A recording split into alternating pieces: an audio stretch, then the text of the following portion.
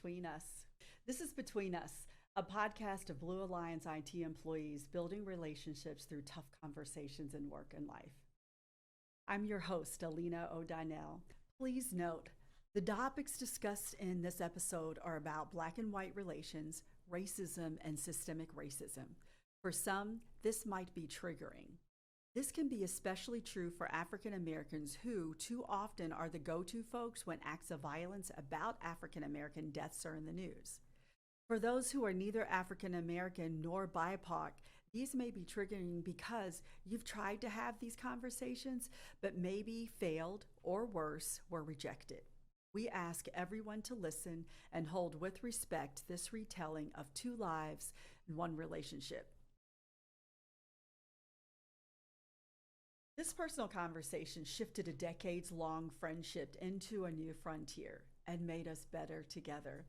In this three-part series, the viewer gets an honest look into a sisterhood between two women, one white, one Black, who discovered that they can have real, meaningful conversations, work through racial healing, and make meaningful change. Between Us is what they built in the 2 years since the summer of 2020. Here's my friend, Alexia Zigoris, and me, between two best friends. So we're back with Alexia and between two best friends, and we've jumped forward to 2001. And our last episode, we talked about how we met and really, you know, who we were, our backgrounds, and fast forward to summer of 2001 and Timothy Thomas. And for just to set this up, in Cincinnati in 2001, Timothy Thomas was a Black male that was shot by police. And that sparked a spring and summer of protests. There had been other Black males that had been shot. And so in our city, we were struggling. And, so during that summer, that I think is really what brought us to finally, frankly, discuss race between the two of us and what was happening with me at the time. So, why don't you, from your perspective, tell me what was happening during that time between us, between us. Well, you were things were percolating with you with some coworkers, which it ended up becoming this beautiful.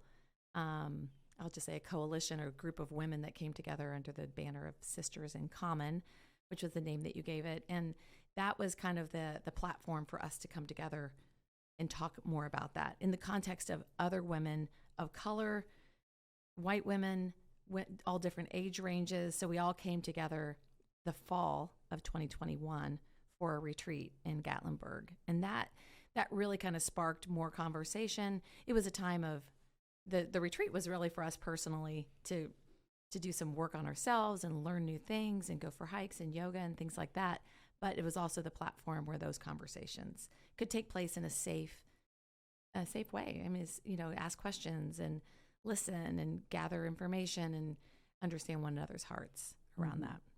And for me in 2001, that summer, I needed to channel my energy into something.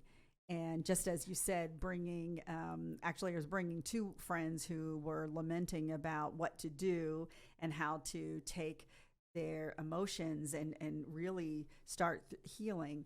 And so when and that lasted for several years, and we would also have Christmas reunions and things like that. So what I appreciated about Sisters in Common was focusing on us as individuals, as women, and organically finding out, can we really create relationships with people who are very different, who didn't know each other, right? Well, and everybody brought their talent to the table. So if somebody could cook, they would do a cooking demonstration, or, we led different kinds of things, hikes. And so everybody kind of brought their talent to the table, and, whatever we had to offer, it was kind of a potluck, if you will. I mean, you were pulling that all together. You were It's like what you learned as a child, you translated right into this thing called Sisters in Common and brought us all and gave us a gift of this space and this place to become friends and to understand one another in deeper levels. Tell me about the first retreat that you went to, whom you met, and I'm just going to call it hot tub and wine. Hot tub and wine. Hot tubs and wine go hand in hand. Women in hot tubs and wine talking about thus and such. So it was me. I met a wonderful woman named Shalette who kind of set me straight in some ways, and also graciously loved people, and she just loved me, and I was the beneficiary of a lot of her wisdom. And you can tell the viewers who Shalette was before she met me, but Shalette was a highly educated woman. She was a poet. She would read poetry out loud, her own and others, and we're sitting in a hot tub, and she's just reading this, this amazing poetry that I'd never heard before. Mind you, this is 2001, so what? That's 20 years ago. Is that right? 20 years ago. So I was in my 30s, Yeah, it was and 20 years ago. Yeah, I didn't know I didn't know the journey of the Black woman and the culture around that. I just did not know that, and she introduced me to it in a really strong way, and I just grew to love her. And what was it that she set you straight on? Like what was the conversation? I was complaining about my husband. I was like, he's doing this or not doing that or whatever. And she was like, you have a husband who loves you and you need to stop talking about that. And I was like, oh, okay. So there were several women in the tub who had husbands who didn't stick around or left them. And so I was like, oh yeah, that's a good point. Think about what you're saying, Alexia, and who you're talking to. So there was some cultural sensitivity things that I learned at that on that retreat. And then just going forward, becoming friends and having fun and enjoying one another's company ongoing, that opportunity, it sparked all of that for me. And yet you and I still did not really bridge the subject of race, but you were connecting with people at the Sisters in Common retreat. And I was also working at a Christian radio station where we were discussing these things in the context of a divided church. Like Sunday morning is the most segregated hour of the week, so how can we bring, all these people who are under the banner of the church together, the big church, not the little churches. And so I was working with pastors and ministry leaders all over the city in doing this work over here, which was having an impact within the context of the church. But culturally, there was not a lot of conversation about just all the other things that were happening in the world. I was kind of in my bubble. I was kind of in that Christian bubble working. And I don't want to go into detail about that, but it heavily impacted my life at the time because I was very passionate about it and wanted, again, as you heard about me, like I joined the church because I wanted to do the right things for the right reasons to honor God. So I felt like I was in some ways. And yet, you and I, between us, yes. There still was yes. not any conversation. I'm going to take the conversation, and you and I talked about avoidance versus ignorance. And I think that how I processed that time, but also during when I am seeing folks that are hurting, especially when it comes to race relations, or folks that really, not the underdogs, but the folks who really are, they really are oppressed in some fashion, right? I go to a place and that I'm wrestling. I'm wrestling with myself. I have a lot of anger, and there are times that I just don't want to talk, whether it's to you or other people. I don't want to address it, and yet I do want to address it. So, I used to say the word that I was apathetic, and I know that's not true. Really, I was avoiding any type of conversation.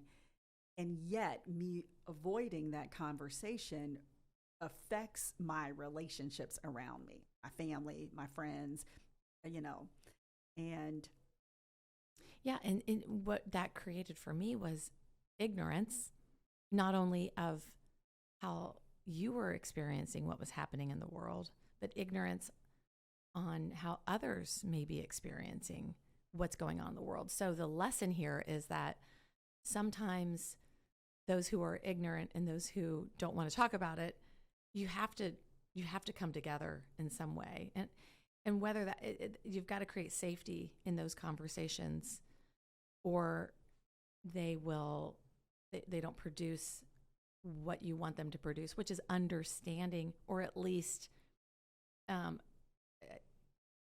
I don't know that I could say understand. I can fully understand, but I can at least hear the heart that's happening underneath the surface.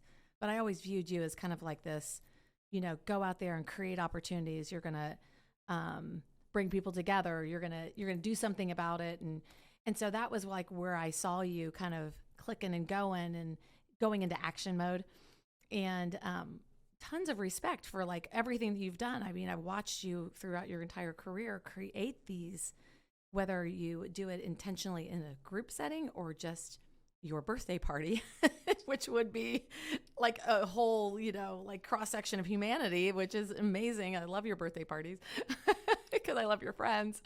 But you do that, and you do that without, I will say, explanation of why. But it's so deep in you that it really does, it just makes total sense that this is what you do now intentionally.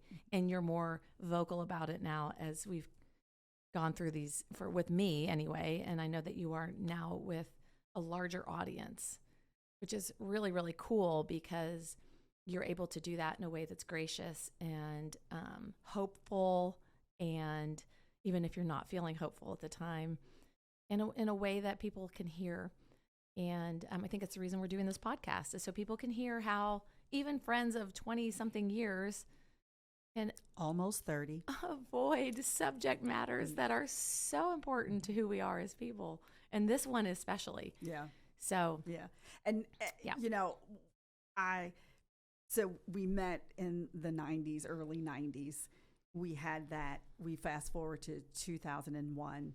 We had not really discussed race. 2001 was a hotbed here in Cincinnati and frankly, around the country. And we still did not talk about race between the two of us. And so as we close the curtain on this episode, where we want to think about is, why did we remain friends? And yet there was something that was so deeply hurtful and personal to me that we have to jump forward 20 more years before we really had a sit down. And we had a really deep love and relationship that we had to cross this bridge. Otherwise, the trajectory of our friendship would have changed. Yes, absolutely. So we'll come back and we'll have the final talk about the suspense what happened between us. All right. Did we make it? This is Between Us, a podcast of Blue Alliance IT employees building relationships through tough conversations in work and life. I'm your host, Alina O'Donnell. I'm over culture and inclusion at Blue Alliance IT. This podcast is about sharing my stories of courageous conversations and to be a launching pad for you to have yours. Through these stories, you'll hear from others who struggle with these types of confrontations, how to persevere, and learn how to be more conscientious in your interactions. We invite real people to have real conversations and take real action. They may be hard, they may be hurtful, but with love and understanding, in the end, they can make us better.